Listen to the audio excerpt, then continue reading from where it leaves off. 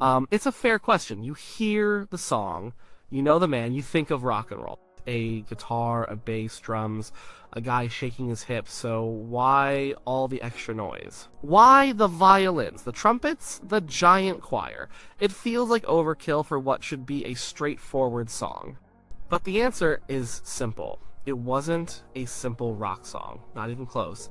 And the man singing it wasn't a simple rock and roller anymore. Not in the 1970s, we have to get the image of the 1950s kid out of our heads. The one with the sneer and the wild energy. The one who scared parents and made teenagers scream.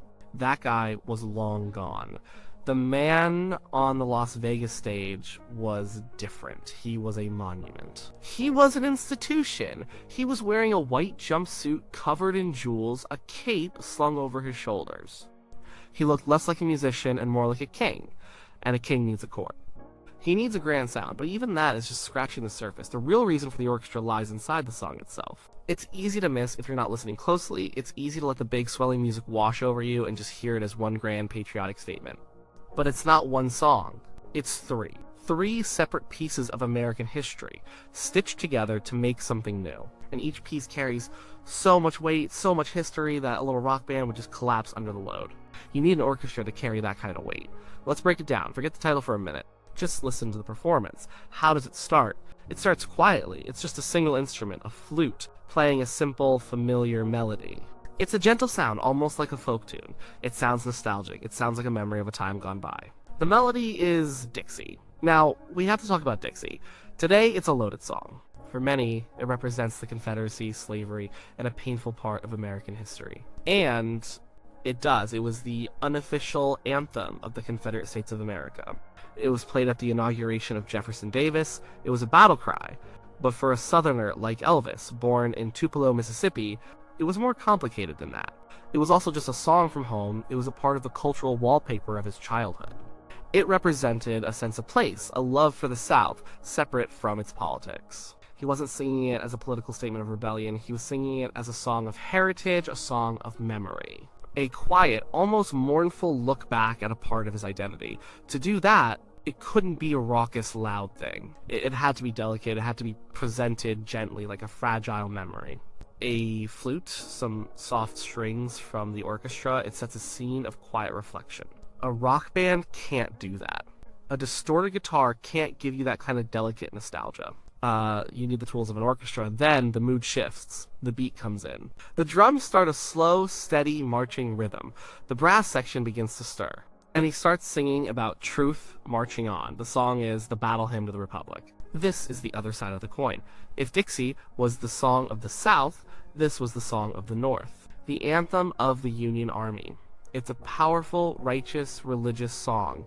It's about God's justice and the fight for freedom. It's everything Dixie isn't.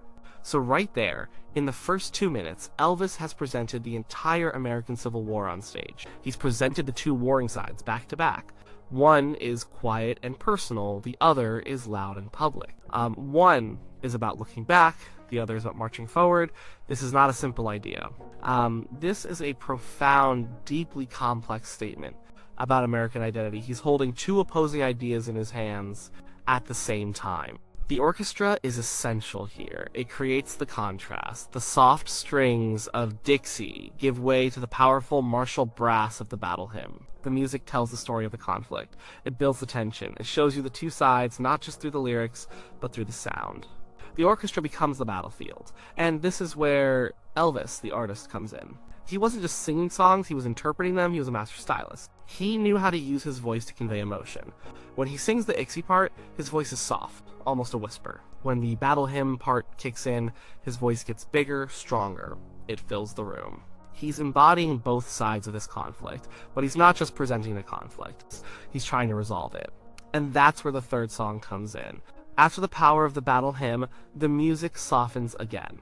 The tempo slows down. The orchestra pulls back. The choir comes in with soft, beautiful harmonies. And he sings a simple, sad line, "All my trials, Lord, soon be over." This is a different kind of song altogether. It's not about armies or nations. It's a spiritual, it's a folk song passed down through generations. It's a song of suffering, of endurance, and of hope for a better future. It's the human element. This is the bridge between the two warring sides. He's saying that underneath the flags and the anthems and the politics, there are just people. People who suffer, people who hope, people who endure trials. Black, white, north, south. This song speaks for everyone. It's the common ground, and the music reflects this. The orchestra creates a space of peace and reflection after the musical battle of the first two songs. The strings swell with empathy, the choir sounds like a church. It's a moment of prayer in the middle of a historical epic. A rock band, with its limited sonic palette, just couldn't create this kind of sacred space. It would sound out of place. The orchestra gives the moment the gravity and the beauty it needs. So you have the South, you have the North, and you have the shared human experience that connects them. What Elvis does next is the whole point of the performance. He brings it all together. He doesn't just go back to one of the songs, he merges them. The tempo picks up again. The drums come back with that military beat. He starts singing the battle hymn again, but this time it's even bigger. The orchestra is playing full force. The brass is soaring, the strings are racing. The choir is singing at the top of its lungs, and then he does something amazing. Over the top of this thunderous battle hymn, he starts singing Dixie again. Not the quiet, mournful version from the beginning. A new version. A powerful, triumphant version. He's singing both anthems at the same time. The orchestra is weaving the melodies together. The Union and the Confederacy, the North and the South, are musically reconciled. They are no longer two separate, conflicting ideas. They are one single, massive, overwhelming piece of music. It's a statement of unity. It's a prayer for America to heal its divisions and come together. It's an incredibly ambitious idea, and it requires an incredibly ambitious sound. Only a full orchestra and choir can create a sound big enough to contain that idea.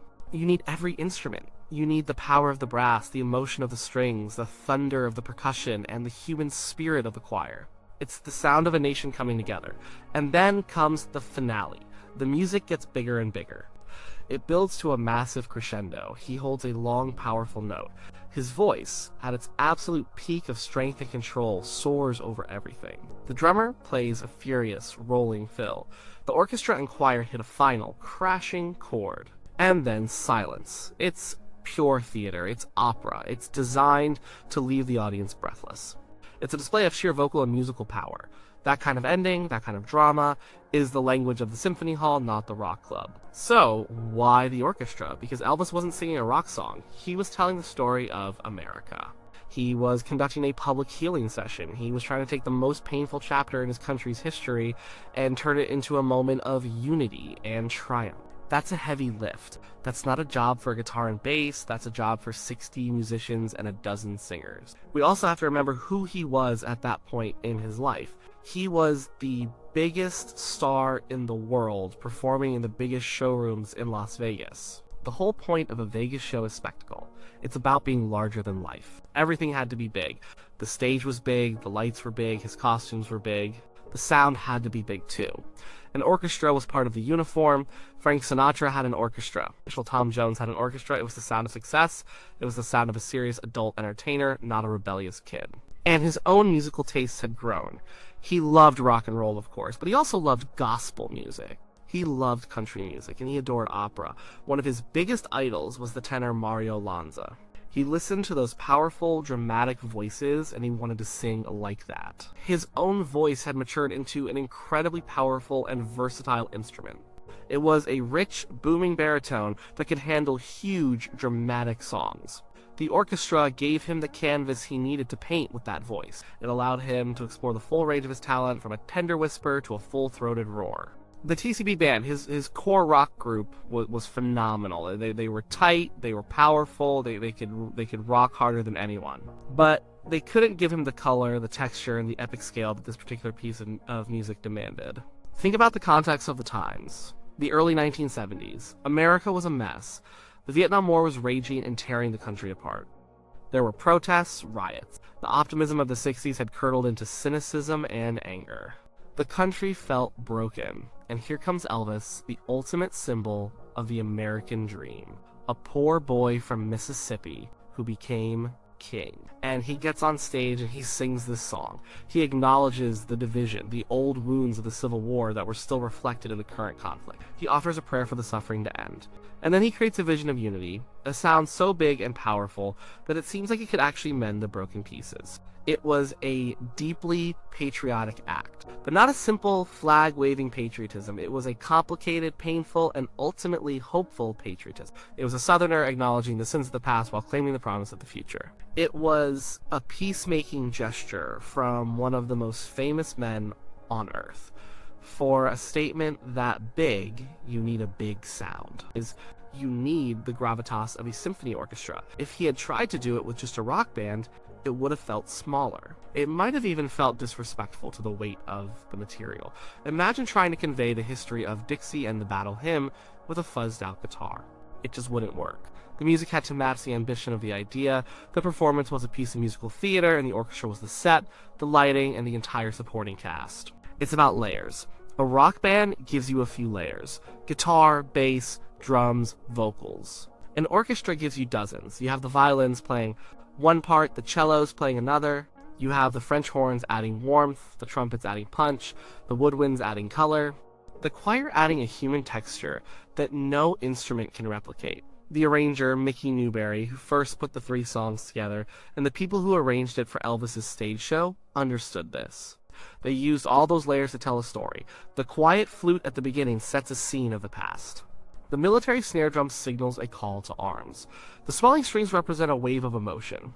The final crashing crescendo is a moment of catharsis. In the end, it was never about being a simple rock song. It was about creating an event. It was about making a statement so powerful it would stop you in your tracks. Elvis wasn't just there to make you tap your feet. He was there to make you feel something. He was there to remind a divided country of its shared history and its capacity for healing. And to do that, he needed every tool he could get. He needed his incredible voice. He needed his powerful stage presence. He needed his tight as a drum rock band. And yes, he absolutely needed that full, glorious, sweeping orchestra. It wasn't an accessory. It was the engine that powered the entire emotional journey. It was the only sound big enough to hold the heart of a nation.